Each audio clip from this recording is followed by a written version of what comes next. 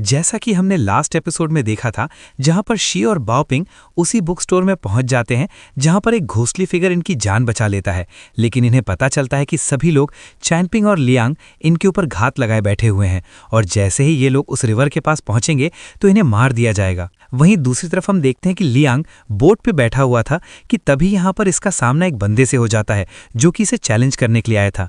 इस दौरान चैनपिंग का सामना जूलियो से हो जाता है, जहां पर वो बताने लगती है कि सेकंड प्रिंस के ऑर्डर के चलते मैं तुम्हें यहाँ पे आज मारने वाली हूँ। और अब आगे हमें हमारे इस पार्ट के स्टार्टिंग में ही हम देखते हैं कि यहाँ पर जूलियो सीधा आते साथ ही अपने हेड पिन से उसके हाथ को इंजर्ड कर देती है और फिर उसे बुरा भला कहते हुए कहती है कि तुम तो नाजायज औलाद हो, तुम्हारी माँ का ठिकाना नहीं है और तुम मुझसे सुपीरियर कैसे हो सकते हो। न जाने मेरा फादर हमेशा क्यों कहता है कि मुझे तुमसे जाके अपोलोजाइज करना चाहिए, आखिर मैं तुमसे किस बात की माफी मांगू। इस दौरान वो चैनपिंग के हेयरपिन से भी उस पर हमला करने की कोशिश करती है, लेकिन चैनपिंग यहाँ बहुत ही ईजिली उसे डिफीट कर देता है। इस दौरान वो यहाँ पर उसे मारता नहीं बल्कि इंजर्ट करके छोड़ देता है, जो चीज़ इसे काफ़ी ज़्यादा हर्ट करती है और वो कहने लगती है कि आखिर तुमने मुझे जिंदा क्यों छोड़ा।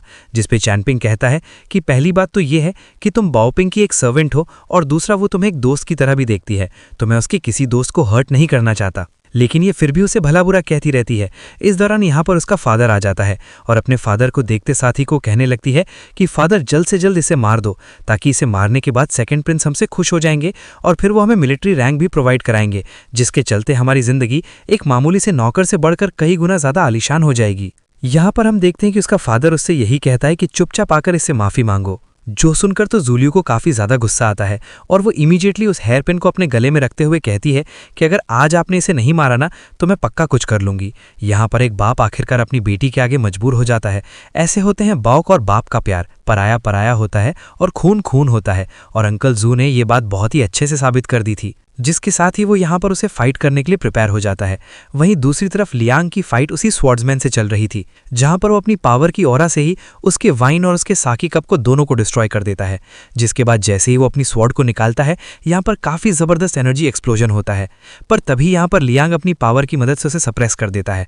इस दौरान ये बंदा उसकी स्वॉर्ड को चुराने की कोशिश करता है, लेकिन लियांग बहुत ईजिली उसे रोकते हुए कहने लगता है कि बच्चे अभी तुम इतने बड़े नहीं हो कि तुम इतने बड़े बड़े काम कर सको, शायद तुम्हें पता नहीं कि आखिर मैं हूं कौन। इस दौरान उसका सारा फोकस चैनपिंग की तरफ था। वहीं दूसरी तरफ हम चैनपिंग को देखते हैं, जहां पर उसकी बॉडी से काफ़ी टेरिफाइंग एनर्जी रिलीज हो रही थी और अब वो अपनी स्वॉर्ड को अपने पास बुला लेता है। यहाँ पर उसकी उंगली के इशारे से काफ़ी टेरिफाइंग एनर्जी रिलीज हो रही थी। इसी के साथ हमें एक पास्ट का सीन दिखाया जाता है, जहां पर हम देखते हैं कि लियांग के सामने जिनजुन खड़ा था। वो कहने लगता है कि लियांग, मैं तुम्हारे साथ एडवेंचर पे जाना चाहता हूँ, क्योंकि मैं अब रीडिंग में अपना दिमाग डाइवर्ट नहीं करना चाहता, मैं एडवेंचर करना चाहता हूँ। ये देखो मेरे पास पैसे भी हैं, तो तुम पैसों की फिक्र मत करना। लेकिन लियांग उसे कहता है कि बच्चे तुम अभी काफ़ी ज़्यादा छोटे हो, और अब वो आगे निकल जाता है कि तभी यहाँ पर वो ओल्ड मैन आकर उसे कहने लगता है कि आखिर तुम कर क्या रहे हो। जिसके बाद वो उसे अपने साथ ले जाने लगता है और कहने लगता है कि आखिर तुम्हारी ये हालत किसने की, जिस पे वो बताने लगता है कि आप जानते हो किसने की होगी। यहाँ पर हम देखते हैं कि वो दोनों एक दूसरे से बातें करते हुए आगे बढ़ जाते हैं और वो यही कहता है कि देख लेना, आगे चलकर मैं ना सबको सरप्राइज़ कर दूंगा और मैं जजेस को भी सरप्राइज़ कर दूंगा, बस मुझे थोड़ी स्किल्स को सीखना होगा। जिस पे वो ओल्ड मैन जिंजे की काफ़ी ज़्यादा तारीफ़ें करते हैं, जिसके चलते अब यहाँ पे हम देखते हैं कि जिंजी उस स्किल कॉपी करना शुरू कर देता है। इस दौरान हम यहाँ लियांग को देखते हैं, जो कि इसे देखकर कहता है कि लिटिल के, आगे चलकर तुम बहुत कुछ करोगे, लेकिन मुझे तो उस दिन का इंतज़ार है जब तुम्हारा चुना गया लड़का सारे एक्सपेक्टेशंस पे ही खरा उतरेगा। इसी सीन के साथ हमें प्रेजेंट टाइम का सीन दिखाया जाता है, जहाँ पे जूलियो अपने फादर से कहती है कि अगर आपने इसे नहीं मारा ना तो मैं बता रही हूँ, मैं सच में खुद को कुछ कर लूँगी। अब यहाँ पर ये सुनते साथ ही उसका फादर चैनपिंग पे हमला करते हुए कहता है कि मैंने हमेशा तुम्हें एडमायर किया है, लेकिन मैं एक बाप हूँ और एक बाप होने के नाते मैं अपनी बेटी को मरते हुए नहीं देख सकता। इसी के साथ दोनों एक दूसरे पर धावा बोल देते हैं। चैनपिंग का तो अंकल जू को काफ़ी अच्छी टक्कर दे रहा था, साथ ही वो भी उसे काफ़ी अच्छी टक्कर दे रहे थे, लेकिन इस दौरान यहाँ पे चैनपिंग अपनी स्वॉर्ड को समन कर लेता है और जिससे इतनी टेरिफाइंग एनर्जी रिलीज होती है कि जो अंकल जू थे उसे काफ़ी दूर वो पटक देता है। यहाँ पर जूलियो भी हैरान थी और फिर अंकल जू देखकर कहते हैं कि ये तो स्वॉर्ड की है। अब यहाँ पे चैनपिंग अपनी स्वॉर्ड को तो बुलाने लगता है, जिससे काफ़ी टेरिफाइंग एनर्जी रिलीज होती है, लेकिन यहाँ पर अंकल जूलियो अपनी बेटी को बचाने के लिए उसके आगे आ जाते हैं और सारी एनर्जी को अपने ऊपर ले लेते हैं। पर तभी लियांग आकर जैसे ही चैनपिंग के कंधे पे हाथ रखता है और कहता है कि बच्चे क्या कर रहे हो, तभी यहाँ पर चैनपिंग बिल्कुल शांत हो जाता है, सारी एनर्जी गायब हो जाती है और लियांग कहता है कि यार इतना पावरफुल हेवनली ट्रेजर किसके हाथ पड़ गया। कि तभी वो इन लोगों से कहता है कि तुम बाप बेटी की जोड़ी अच्छी है, लेकिन बेहतर होगा कि यहाँ से चली जाओ। ये कहते ही वो बस अपनी स्वॉर्ड स्वॉर्ड को बाहर निकालता है और रखता है, और तभी हम देखते हैं कि जो मास्टर जू थे वो काफ़ी पीछे धकेले जा चुके थे। अब यहाँ पर लियांग डिमांड करता है कि ली फैमिली के वो सारे तालिस्मान और पर्पल की स्क्रूल्स, ये सब कुछ तुम दोनों मेरे हवाले कर दो। लेकिन हाँ, ये सब देने के बाद भी मैं सिर्फ यहाँ पर एक इंसान को ही जाने दे सकता हूँ। तो जूलियो बताओ आखिर तुम किसे चुनना चाहोगी। यहाँ पे जूलियो का फादर तो गिड़गिड़ाते हुए कहता है कि प्लीज़ जो करना है मेरे साथ करो, मेरी बेटी को जाने दो। अभी यहाँ पर जो लियांग है वो चैनपिंग की तरफ देखता है। चैनपिंग उसे कहने लगता है कि चाहे जो हो जाए, जूलियो को तो यहाँ पे हर हाल में मरना होगा। ये कहते साथ ही वो उसकी तरफ अपने फिस्ट अटैक को बढ़ाता है, लेकिन घुमा के एक चांटा उसे लगाता है और फिर कहता है कि तुम दोनों यहाँ से चले जाओ, तुम में से किसी की भी शक्ल नहीं देखना चाहता। अब ये दोनों यहाँ से चले जाते हैं और साथ ही इन्हें वो बुक को और वो जो टेनिस पेपर्स थे वो सब मिल जाते हैं। इस दौरान चैनपिंग लियांग से कहता है कि क्या तुम्हारे पास कुछ वाइन है, मुझे पीना है। जिस पे लियांग हंसता है और कहता है कि एक बात याद रखना, जब तुम उदास हो तो कभी भी वाइन को हाथ मत लगाना, क्योंकि फिर तुम एक नशेड़ी बन जाओगे।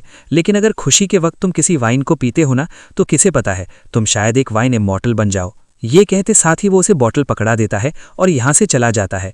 वहीं दूसरी तरफ हम शाओही को देखते हैं, जहाँ पर उसे लेटर मिल चुका था, और तभी शतवई पैलेस के सुप्रीमर उसके पास आकर कहने लगती हैं कि हम काफ़ी दिनों बाद मिल रहे हैं और शायद तुम मुझे पहचानते भी नहीं हो, लेकिन यहाँ के कॉम्बैटेंट्स की आंखों में मैं एक माउंटेन इमॉर्टल हूँ।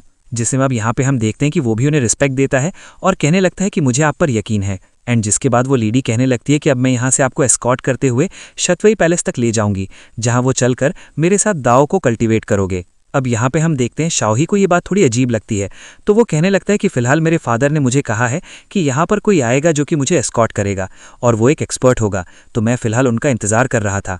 और ये भी कहा कि इस दौरान अगर मुझे कुछ हो जाता है तो मेरी बॉडी को कैरी ना किया जाए, क्योंकि एक मरे हुए इंसान को ट्रैवल करने का कोई हक नहीं, इससे बस वक्त और पैसे की बर्बादी होती है। यहाँ पर ये सुनकर वो कहती हैं कि वाकई में ये वर्ड्स तो काफ़ी ज़्यादा हार्श हैं, कि तभी वो उसके लिए स्टेयर्स बना देती हैं और कहती हैं कि इस पर सवार हो जाओ, जिसके बाद मैं आपको यहाँ से गाइड करूँगी। जिस पे शाओ उसे रिस्पेक्ट के साथ कहता है कि यहाँ पर आने के लिए शुक्रिया, मैं आपका तब से वेट कर रहा था, लेकिन मैं यहाँ आपके इन्विटेशन को रिफ्यूज़ करने के लिए इंतज़ार कर रहा था। मैं अपनी पैदारिश और नाम, इन दोनों को तो कभी नहीं बदल सकता, लेकिन मुझे किस बात पे चलना है इस चीज़ को मैं डिसाइड कर सकता हूँ।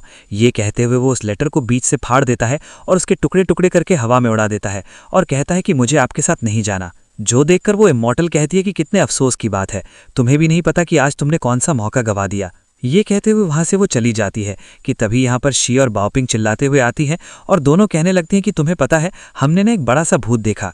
इस दौरान सीन शिफ्ट होता है और हम लियांग को देखते हैं, जहाँ पर वो चैनपिंग से कहता है कि मैंने तुम्हें काफ़ी बार आजमाया है, फिर चाहे वो किदुन माउंटेन हो या फिर वो बम्बू फॉरेस्ट ही क्यों ना हो, लेकिन जब हम पहली बार मिले उस रिवर के पास, अगर तुम्हारी पर्सनालिटी मुझे पसंद नहीं आई होती ना, तो इससे फ़र्क नहीं पड़ता, फिर चाहे मास्टर जी हो या कोई और, किसी ने भी तुम्हें क्यों ना चुना होता, लेकिन मैं फिर भी किसी की बात को फॉलो नहीं कर सकता। शैनपिंग उससे सवाल करता है कि क्या तुम हमें छोड़ के जा रहे हो, जिसपे वो कहने लगता है कि शायद हमारा सफ़र यहीं तक था, लेकिन आगे जो तुम्हारी प्रॉब्लम्स हैं ये तुम्हारी जिम्मेदारी है, ना कि मेरी। चैनपिंग कहता है कि एक बात तो मैं अच्छे से जानता हूँ कि क्योंकि मैं मास्टर की को बहुत ही अच्छे से जानता हूँ, इसी की वजह से तुम मेरी इतनी ज़्यादा केयर करते हो। जो सुनते साथ ही यहाँ पे लियांग को काफ़ी ज़्यादा बुरा लगता है। वो उसके पास आकर कहने लगता है कि वो मर चुका है। ये सुनकर चैनपिंग इमोशनल हो जाता है और कहने लगता है कि मैंने पहले से ही ये चीज़ गैस कर ली थी, लेकिन मैं कभी भी इस पर यकीन नहीं करना चाहता था। जिस पे लियांग उससे कहता है कि तुम बिल्कुल उसी की तरह हो, पूरे के पूरे बेवकूफ़, लेकिन तुम्हारे अंदर हिम्मत की बिल्कुल कमी नहीं, बिल्कुल उसी की तरह। मैं तुम्हारे लिए चीज़ों को मुश्किलें नहीं करना चाहता, लेकिन कल्टीवेशन तुम्हारे जैसे ह्यूमन हार्ट के लिए काफ़ी ज़्यादा सख्त है। बात करें लेई आई और शाओही, इनके पास टैलेंट अलग है। शाओही के पास दाओ का टैलेंट है और ये सभी आगे तुम्हें सपोर्ट करते रहेंगे। लेकिन अगर मैं बात करूं बाओपी की, तो मुझे उसके लिए काफ़ी ज़्यादा बुरा लगता है, क्योंकि अगर तुम नाकाम रहते हो, अगर तुम उसे नहीं बचा पाते, तो बेचारी का दिल कितनी बुरी तरीके से टूटेगा। हालांकि तुम्हें मास्टर जी ने बिना किसी टेस्ट लिए चूज किया है, लेकिन मैं फिर भी सेटिस्फाइड नहीं था, इसी वजह से मैंने तुम्हारे काफ़ी बार टेस्ट लिए। इस दौरान हम देखते हैं कि जो चैनपिंग है वो कहने लगता है कि लियांग बताओ, आखिर तुम मेरे बारे में क्या सोचते हो। मुझे तो बस इस बात का डर लगा रहता है कि शायद मास्टर जी ने जिस काम के लिए मुझे चुना है मैं उसमें कामयाब नहीं हो सकता, शायद मैं बाओपिंग को कभी भी सेफली एस्कॉर्ट भी नहीं कर पाऊं। तो बताओ आखिर तुम्हारा अब मेरे बारे में क्या ख्याल है। मैं अपनी पूरी कोशिश कर रहा हूं। लेकिन तभी यहाँ लियांग उसके सिर पर हाथ रखते हुए कहता है, इतना ज्यादा घबराने की जरूरत नहीं है, तुम इस काम के लिए सबसे परफेक्ट इंसान हो, वरना वो तुम्हें कभी भी नहीं चुनता। लेकिन हाँ, मैं नहीं चाहता कि तुम मेरे पाथ को फॉलो करो, क्योंकि मेरे मन में जो आता है मैं वो करता हूँ। लेकिन हाँ, मैं चाहता हूँ कि तुम्हारी बैक बिल्कुल सीधी हो, तुम्हारा मुक्का बिल्कुल टाइट हो, और सबसे जरूरी बात, मैं चाहता हूँ कि तुम लंबा जियो। वैसे भी अभी सालों पहले एक लड़के ने मुझसे जिद किया था और मैंने उसे यही सलाह दी कि उसे तलवार को छोड़कर किताबों में फोकस लगाना चाहिए, क्योंकि उसके साथ उसका फ्यूचर बहुत ज़्यादा ब्राइट होगा। लेकिन आज जब मैं तुम्हें देखता हूँ तो मैं तुम्हें कुछ और कहना चाहता हूँ, और वो ये कि तुम्हें तलवार पे फोकस करना चाहिए बजाय कि अपने मुक्के पे। इस दौरान यहाँ पे बाओपिंग और शी सभी आ जाते हैं और डरते हुए कहते हैं कि हमने वहाँ पर ना एक भूत देखा। इस दौरान हम देखते हैं कि चारों तरफ अफरा तफरी मच चुकी थी और भारी तादाद में यहाँ पर काफी सारे सेना के लोग आ रहे थे। इस दौरान सभी लोग अलर्ट हो जाते हैं और यहाँ पर एक एल्डर को हम देखते हैं जो कि कहने लगता है कि आखिर लॉर्ड शू ने अपनी तलवार को क्यों निकाली, मैंने तो स्वॉर्ड की को भी सेंस नहीं कर पाया और इतनी जल्दी सब कुछ हो गया। कि तभी हम लियाओ यू को देखते हैं जो कि कहने लगता है कि मुझे इससे फर्क नहीं पड़ता कि आखिर लॉर्ड शू ने ये क्यों किया, लेकिन मैं मिलिट्री सिलेक्शन का हेड हूँ, लेकिन मैं उसके सिर को कुचल के रख दूंगा। अब यहाँ पर हम उसी लेडी को देखते हैं जो कि कहने लगती है कि क्या तुम्हें डर नहीं लगता, क्योंकि वो एक 12th टाइल लेजेंडरी वॉरियर है जिसमें वो कहता है कि मुझे फिर भी कोई फर्क नहीं पड़ता। और अब ये भी उनके पीछे रवाना हो जाता है। वहीं दूसरी तरफ हम देखते हैं कि वो जो शैडो घोस्ट था वो लियांग और बाकी सबके काफी ज्यादा करीब पहुंच चुका था। यहाँ पर हम शाओई को देखते हैं, वो तो डर के मारे बहुत बुरी तरीके से कांप रहा था। तभी यहाँ पर ये घोस्टली फिगर सीधा देखता है हमारे शी की तरफ और शी डर के मारे कहता है कि मुझे क्यों देख रहे हो, जाके देखो ना उसे चैनपिंग को, वो तुम्हारा दुश्मन है। वहां पर शाओई भी है, उसे पकड़ो, या फिर ये लियांग, हाँ इसे पकड़ो, ये बहुत ज्यादा स्ट्रांग है। कि तभी लियांग इसकी तरफ घूरता है और इसे उठाते हुए सीधा उसकी तरफ फेंक देता है, जिसके चलते ये बहुत बुरी तरीके से डर जाता है और यहाँ पे बेहोश होने का नाटक करता है, जो देखकर लियांग कहता है कि इसे डरने की जरूरत नहीं है। इस घोस्टली फिगर ने बहुत ही अच्छे से कल्टीवेट किया है और ये मेरी जगह रिप्लेस करेगा और तुम लोगों को यहाँ से आगे एस्कॉर्ट करेगा। अब यहाँ पे शी ये सुनते साथ ही इसके पीछे आकर उसे जोर से मारता है। इन बच्चों को सेफली यहाँ से ली फो पास के पास ले जाना है, जो कि ली बॉर्डर के काफी ज्यादा करीब है। जिसपे वो बंदा कहता है कि सीनियर, मैं एक येलो एंटिटी हूँ, तो आखिर आप मुझ पे भरोसा क्यों कर रहे हो, मैं तो यहाँ के ओरिजिन का भी नहीं। इसी दौरान हम यहाँ पर उस वाटर एंटिटी के फिश को देखते हैं जो कि इन्हें फॉलो करते हुए यहाँ पर आई थी, लेकिन यहाँ पर इससे कुछ मालूम पड़ पाता। यहाँ पर लियांग पकड़ता है इसे और एक सिंगल स्ट्राइक से इसका कनेक्शन काट देता है, जिसके चलते वो जो वुक शॉप का ओनर था वो बहुत बुरी तरीके से इंजर्ड हो चुका था। इस दौरान वो उस मछली को पकड़ते हुए शी से कहता है कि ये क्या, तुम जब देखो तब इधर उधर अपना पैर रख देते हो, ठीक से चलना नहीं आता क्या? शी कहता है कि मुझे चलना आता है, लेकिन यहाँ पर नशेड़ी तुम हो, तुम्हें चलना नहीं आता, जब देखो तब इधर उधर डोलते रहते हो। बॉबिन की बात सुनकर हंसती है तो लियांग उससे कहता है कि वो जो वाटर स्प्लिट वाली बुक तुम्हारे पास मौजूद है, मुझे वो मैनुअल चाहिए। जिसके बाद वो जैसे ही इसे ओपन करते आया वो उस फिश को उसके अंदर डाल देता है, जो देखकर शी तो काफी ज्यादा सरप्राइज था। कि तभी ये लोग आगे जाने लगते हैं और जाते हुए शाओई को वो उस तलिस्मैन को देते हुए कहता है कि इसे अच्छे से स्टडी करना, ये तुम्हारे आगे काफी काम आएगा। इसी के साथ ये लोग आगे बढ़ते हैं और बाओपिंग समझ जाती है कि शायद लियांग अब इनके साथ इस सफर का हिस्सा नहीं रहेगा, तो वो उदास थी। लेकिन तभी यहाँ पे लियांग इन सभी से कहता है कि बताओ मेरे इस गधे को कौन रखना चाहेगा, जिसपे शी कहता है कि दोस्त, तुम्हारे इतने भी बुरे दिन नहीं आए कि तुम मरने का सोचो, लेकिन हाँ अगर ख्याल आ ही गया है तो अपने सारे ट्रेजर्स ना मेरे नाम कर दो। जिसपे वो उसे मार के पीछे धकेल देता और कहता है कि अपनी बकवास बंद कर। कि तभी जैसे ही वो गेट ओपन करते हैं यहाँ पर ली फैमिली के वॉरियर्स इन्हें घेर रहे थे और कहते हैं कि ली फैमिली ने हमें ऑर्डर दिया है कि यहाँ पे जितने भी गद्दार हैं उन्हें मार दिया जाए। जो सुनते साथ ही जो सुन के लियांग कहता है कि वैसे तुम लोगों को पता है मैं यहाँ पर ना एक और खास काम के लिए आया हूँ। यहाँ पे हम देखते हैं कि सभी लोग अपने तीर कमान उसकी तरफ साथ देते हैं और यहाँ पे लियांग चैनपिंग से कहता है कि चैनपिंग, दन माउंटेन में तुमने अपनी स्वॉर्ड की का एक छोटा सा ट्रेस जब यूज किया था ना, मुझे उसके लिए काफी ज्यादा बुरा लगता है और अब मैं तुम्हें यहाँ पर 18 स्टॉप टेक्निक को सिखाने वाला हूँ। अब मैं चाहता हूँ कि ये तुम मेरी तरफ से अपने लिए गिफ्ट समझो, क्योंकि मैंने सबको कुछ ना कुछ दिया है। जिसपे चैनपिंग भी स्माइल करते हुए इसके पास जाके खड़ा हो जाता है। इसी के साथ सीन शिफ्ट होता है और हम ईस्टर्न रिवाइन रियल्म के द ग्रेट एम्परर को देखते हैं, जहाँ पर वो अपने बेटे के साथ आगे बढ़ रहा था। कि तभी पीछे से वो बंदा बताने लगता है कि इंपीरियल ब्रदर, जिस बंदे को हम जीनी समझ रहे थे जो कि वाइन स्नो टेम्पल से बिलोंग करता है, असल में ये बंदा तो वो है ही नहीं। हमें उसके बारे में कंप्लीटली कोई आइडिया नहीं, लेकिन इतना बता सकता हूँ कि वो 11वें या 12वें रियल्म का एक ऐसा खतरा है जिसे कि हर हाल में हमें यहाँ पे खत्म करना होगा। यहाँ पे इस बंदे का नाम हमें ली चैंगशान बताया गया है। यहाँ पे एम्परर बताने लगता है कि हमारे ली फैमिली का ये जो व्हाइट जेड कैपिटल है ये हमारा सुप्रीम ट्रेजर है, लेकिन फिर भी हम इस पर एक सिंगल स्वॉर्ड स्ट्राइक को भी चलने नहीं दे सकते। इस दौरान हम देखते हैं कि चैनपिंग को जो लियांग है वो दिखाता है कि आखिर 18 स्टॉप टेक्निक को कैसे यूज किया जाए और हम देखते हैं कि हवा चलती है और वो बताने लगता है कि जो की है वो किसी ड्रैगन वेन की तरह मूव करती है। इस दौरान उस पर तीर चला दी जाती है और वो कहने लगता है कि जरा देखो अब मैं तुम्हें फर्स्ट स्टॉप टेक्निक को सिखा रहा हूँ और जैसे ही वो पैर पटकता है यहाँ पर सारे तीर वहीं पर धराशायी हो जाते हैं। जिसके बाद सेकंड स्टेप को दिखाता है जहाँ पर किसी हवा की तरह लहराते हुए ब्लेड बनकर वो सबको काटते हुए आगे बढ़ जाता है और फिर कहता है कि अब जरा थर्ड स्टेप को देखो। जिसके बाद वो ऐसे ही सभी को निपटाता जाता है और ऐसे ही करते करते थर्ड फोर्थ फिफ्थ तक वो उसे बता चुका था। और यहाँ पे लिटरली उसकी स्वॉर्ड मूवमेंट ना,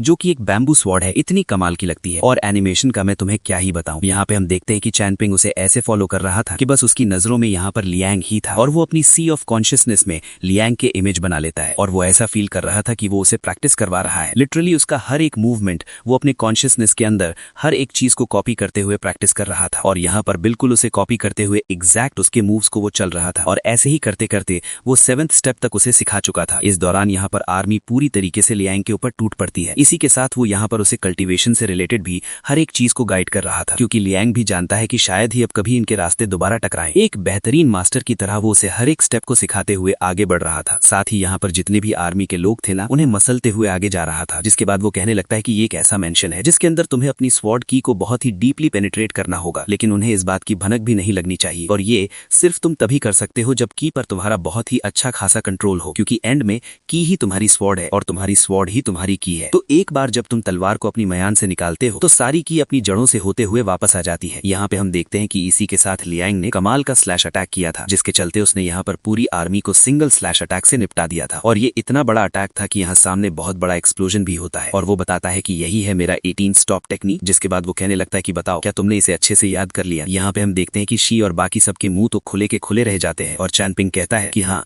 मैं इसे काफी हद तक समझ चुका हूँ। जिस पे लियांग कहने लगता है कि ठीक है, एक बार तुम अपने रास्ते से फेमिलियर हो जाओ तो रास्ते के बीच में अपनी की को प्रैक्टिस करना मत भूलना है और अपने स्वॉर्ड को उसके अकॉर्डिंग मूव करना है ताकि तुम इसे और बेहतरीन तरीके से समझ पाओ। लेकिन हाँ, अपनी की को थोड़ा स्लोली मूव कराना है, क्योंकि यही 18 स्टॉप टेक्निक की सबसे खास बात है। अब लियांग यहाँ से आगे जाता है तो वो बाकियों से कहता है कि आखिर तुम लोगों को किस मुहूर्त का इंतजार है, आओ और मेरा सामना करो। तो अब यहाँ पे तभी हम देखते हैं कि रेड ड्रॉप पहना हुआ बंदा हवा में जंप करते हुए अपने स्पिरिचुअल फिगर को एक्टिवेट करता है और यहाँ पर उसके जायंट फॉर्म को देखते साथ ही सभी थोड़े से हैरान थे कि तभी वो बंदा बताता है कि मैं जानता हूँ कि तुम कोई कमज़ोर शिकार नहीं, लेकिन अगर मैं अपनी पूरी कल्टीवेशन को दांव पे लगा दूँ तो शायद मेरे पास चांस है कि मैं तुम्हें हरा पाऊँ। ये कहते साथ ही वो एक फ्रेगमेंट के जरिए से उस पर अटैक करने की कोशिश करता है। लियांग ये देखता है और निकालता है अपनी स्वॉर्ड को और सीधा हवा में जंप करते हुए उसके स्पिरिचुअल बॉडी के टुकड़े टुकड़े कर देता है। जिसके साथ यहाँ पर दूसरा बंदा आगे आता है, जो कि इमीडिएटली आते साथ ही एक फॉर्मेशन को प्रिपेयर करके लियांग के ऊपर हमला कर देता है। लेकिन लियांग उसे निपटाते हुए सीधा पहुंच जाता है उसी इमॉर्टल लेडी के पीछे और कहने लगता है कि अब तुम्हारी बारी। लेकिन ये लेडी तो पूरी तरीके से दंग हो चुकी थी। लेकिन तभी यहाँ पर दूसरा बंदा आ जाता है, जिसे फील करते साथ ही वो कहता है कि वैसे तुम्हारी आंखें काफ़ी तेज़ हैं, अब लगता है कि तुमने यहाँ की जो सबसे फेमस वाइन है उसे यूं ही नहीं पिया होगा।